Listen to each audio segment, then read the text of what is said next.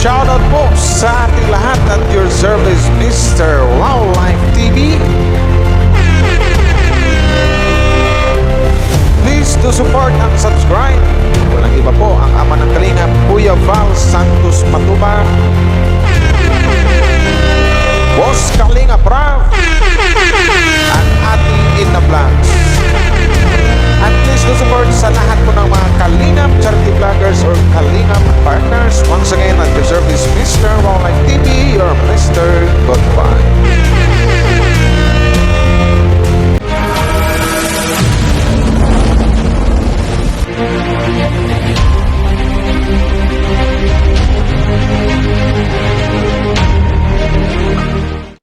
Shoutout sa lahat guys. Hello po sa inyo. Magandang araw po sa lahat po, no? Sa lahat po ng Team Kalingap. Hello po. At saka yun na nga, another reaction po ang gawin natin ngayong sa araw na to. Pero bago tayo magsimula guys, nais ko lang po magpasalamat doon sa mga nakapag-subscribe po sa akin dito po sa Team Kalingap, Papa Danjoy fans, Jomgar fans, and Itzy fans. Pero bago tayo magsimula guys, wait lang kasi meron kong nalilimutan. Tika lang.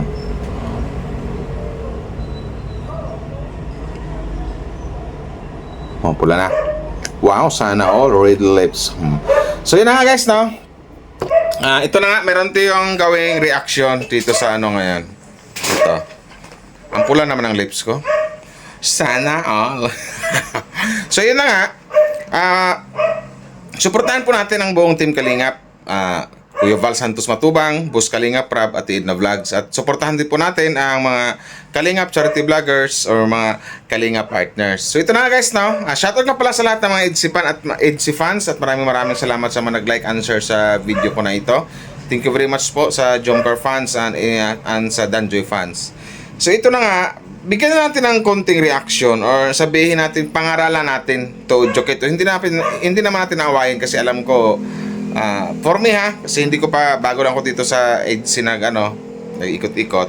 Wala doon kung talagang fans ng EDSI to or siguro fans ng EDSI tapos nagiging talagang panatik ko na talaga.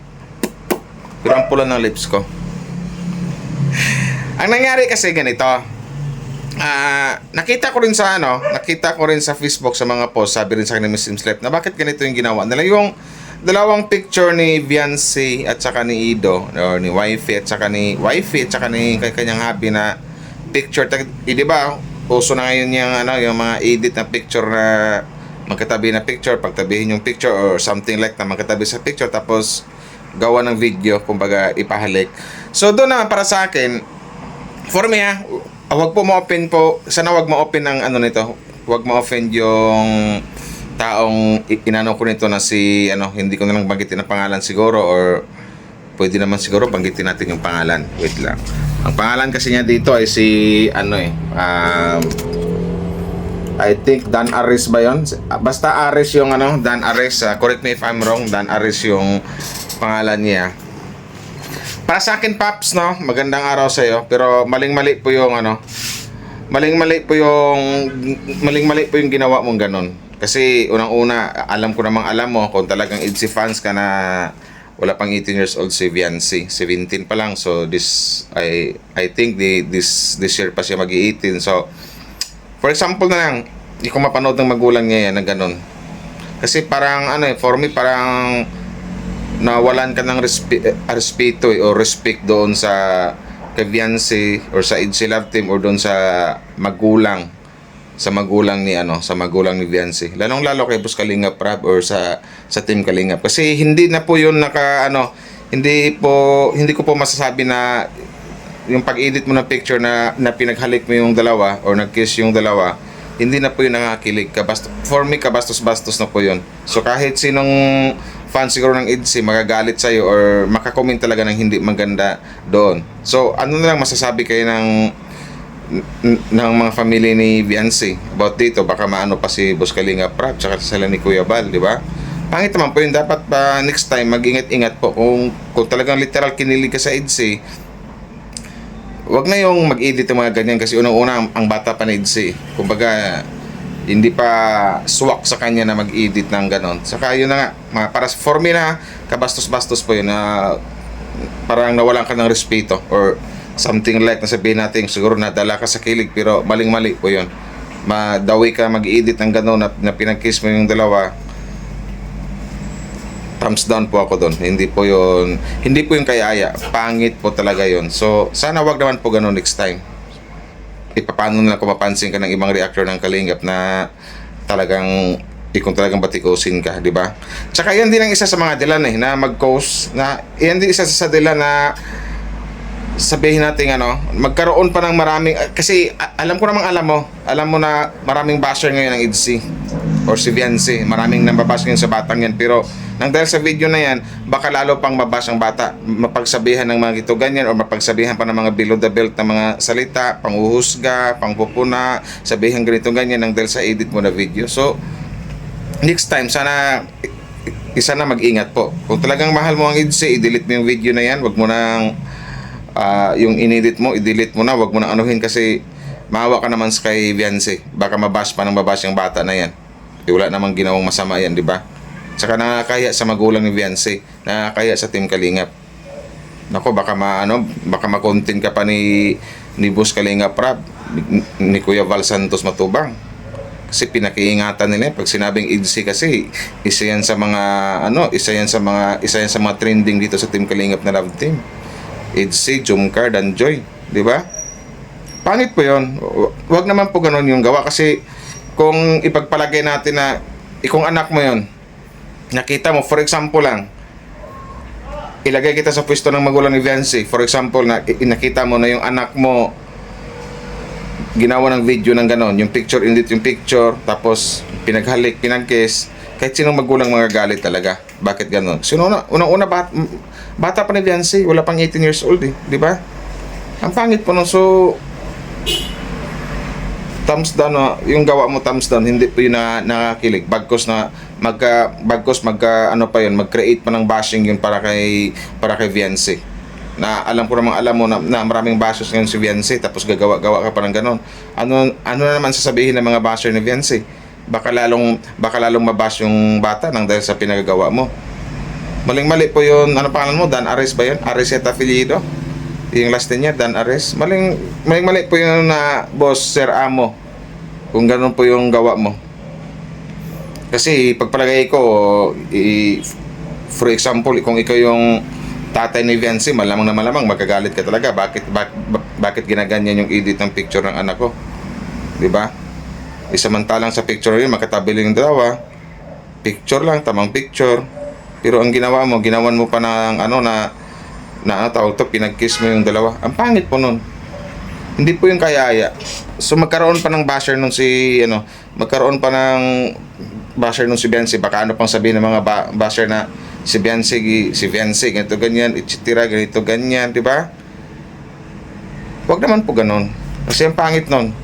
Makukontent ka ba ng ibang mga reactor ng Kalingap? Kasi lahat talaga hindi nagustuhan yung ginawa mo na sa pag-edit mo sa picture ng IDC, di ba? Kahit si Ido magagalit sa iyo. Si Papa Edge. Kasi bastos na yung gawa mo. Kumbaga, ang tanong dito, nasaan yung respeto mo? Asan yung respeto mo sa IDC? Asan yung respeto mo kay Ido? Asan yung respeto mo kay Viancy? Bakit nagawa mo yung ganun? Wala po yun. Hindi na po yung kinikilig. Nakakabuisit po yun. Hindi yun nakakilig na bagkos, nakakabad trip yung mga ganong gawa. So sana next time mag-ingat-ingat na po sa mga ganyang pag-edit kasi ulitin ko po, maraming basher ngayon ang Kalingap Angels at isa na doon si Viancy. Ingatan po paano lang kung mapanood ng mga bashers yan tapos magsalita na namang hindi ka nice or hindi kaya aya ang mga bashers ni Viancy, matitira naman yung bata, ang mga sasabihin below the belt na naman. So sinong kawa dito? Hindi ikaw, kundi hindi ikaw kawa dito, kundi yung taong ginawa mo ng video. Imbis na picture lang, ginawa mo ng video na tawag to, pinag-kiss mo yung dalawa. Na alam mo, ulitin ko ulit, na wala pa sa sasaktang edad ng isang Viancy. 17 years old pa lang. Hindi ba? Kung anak mo ang gawa ng ganun. Kasi parang pakiramdam ko may anak ka. Kung anak mo yung gawa ng ganun, minor de edad, tapos ipag-kiss yung picture, i-edit yung picture, tapos ipag-kiss dun sa katabi niya, matutuwa ka ba? Di malamang hindi, magagalit ka. Di ba? Huwag kasing masyadong panatiko. Kasi panatiko na yung mga ganyang mga gawa eh. Dapat yung pagiging fans mo, dapat may limitasyon. Huwag yung sobrang sabik na ganito ganyan, na ipag-kiss mo na yung dalawa, ipagyakap mo na yung dalawa. Sa ibang mga EDC fans, hindi po yun, hindi po yun nakakilig. Nababad trip po sila sa mga ganong edit. Hindi po yun nakakilig. Kasi alam ko, lahat ng mga EDC fans, lahat ng mga Kalinga fans, matalino pagdating sa mga ganyang bagay. Alam nila. Malawak ang kanilang pangunawa, pero ikaw lang yata yung hindi mo pinag-isipan o hindi mo pinag-isipang maigi yung bago mo ginawa yan na mag-edit ng picture na ganyan. Ang pangit po. Pangit po yun para kay Viancy, para kay Ido dito sa Team Kalingap. Diba? Baka sabihin ng mga ibang bashers, pinabayaan na ng Team Kalingap yung mga ganyang gawain. Huwag naman po ganun. Kung talagang fans ka ng EDC, fans ka ng Team Kalingap, tanggalin mo pa yung edit na yan hanggat maaga pa. Baka ikaw mapagbalingan, ma-react ka ng maraming mga reactors defenders, ikaw yung kawawa, di ba? Mantakin mo, nasa Facebook pa, social media, maraming nakakanood niyan. Malamang siguro ngayon baka may bashers na si Viancy. Nahusgahan na naman siya nang dahil yung sa gawa mo, nang dahil yung sa edit mo. Ikaw talaga ang sisisihin ng karamihan. Ikaw sisihin ng lahat. Kasi ikaw yung gumawa. Picture, pinag-kiss mo. Kung makarama ka, mangyari yan sa anak mo, anong mararamdaman mo? Diba? Dapat respeto na lang.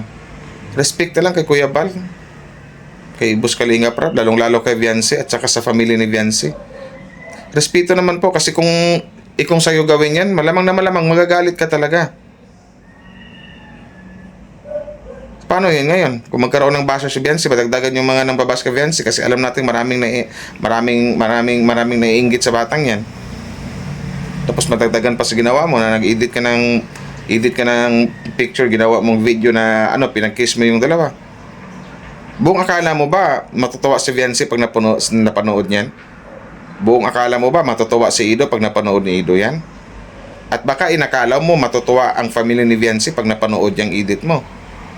Or baka malaki yung tiwala mo or malaki yung paniwala mo na pag napanood ni Kuya Balya, ni Boss Kalingap Prab, at Idna Vlogs, or ng buong Team Kalingap, matutuwa sila. Dapat iniisip mo na bago mo gawin yan. Magagalit talaga sila. Magagalit ang buong Team Kalingap sa'yo nang dahil sa ginawa mo. Kasi unang-una nga, kaya nawala yung respect mo eh. Nawala yung respeto mo sa EDC. Kumbaga, pwede kong sabihin dito, binastos mo eh. Binastos mo yung dalawa, lalong-lalo si Viancy. Hindi na fans masasabi sa'yo, basher ka na din kung ganon. Di ba? Dapat wag ganon. Respeto dapat sa kapwa-tao. Nagkamali ka ng, my God, wag sanang mangyari sa'yo yan. Yun yung masasabi ko. Pag ikaw makarma, sinasabi ko sa'yo. Hindi nakakatawa yung ginagawa mo, paano pangalan mo? Dan Aris. Kasi lalaki ka. Kung narinig mo yung dumadaan, kumalay mo, sunduin ka na yan. Pwede kang makasuhan yan. Dumaan niyo yung wangwang, yung mga pulis. Bakit yun eh? Mag-edit ka ng ganon, wag.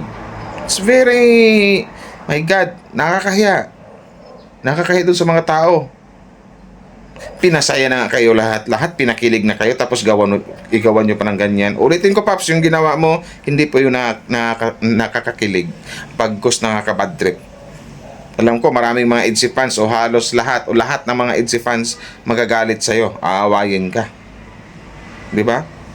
Respeto na lang po. Respect kasi ang kailangan dito. Tsaka, para sa akin, bastos yung gawa mo eh. Minor de edad pa yung bata, ginaganyan mo na. Hindi po yun nakakatawa. Hindi po yun nakakilig. Ulitin ko, nakakabad trip. So, yun lang po yun. So, hanggang dito na siguro na. Shoutout sa'yo, Dan Ares. Magandang araw sa'yo. Sana may masmasan ka. Malaman mo yung mga ginagawa mo na hindi tama. Sobrang mali. Thumbs down ako dyan sa ginawa mo. Hindi po na nakakilig. Respeto na lang po. Kung gusto mong respetuhin ka ng ibang tao, magrespeto ka din. Yun lang yun. So maraming salamat sa lahat ng mga EDC fans, sa mga nag-like and share, sa mga bagong subscriber ko. Thank you very much po sa inyo. Hanggang dito lang guys. Maraming salamat po. Bye-bye. Danaris ha. Sinasabi ko sa'yo.